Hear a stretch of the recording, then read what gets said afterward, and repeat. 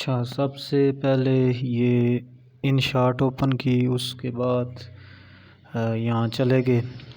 मैंने टिकटॉक वाला size select किया 9/16 और उसके बाद यहाँ से मैंने लिखाई सेलेक्ट की और ये मैं लिखाई शेर लिख रहा हूँ।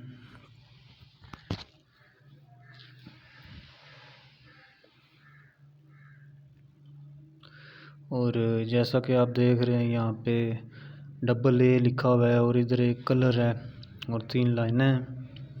तो आपने कहाँ क्लिक करना है ये मैं आपको बता देता हूँ जी, कि जो इस तरह की राइटिंग आएगी।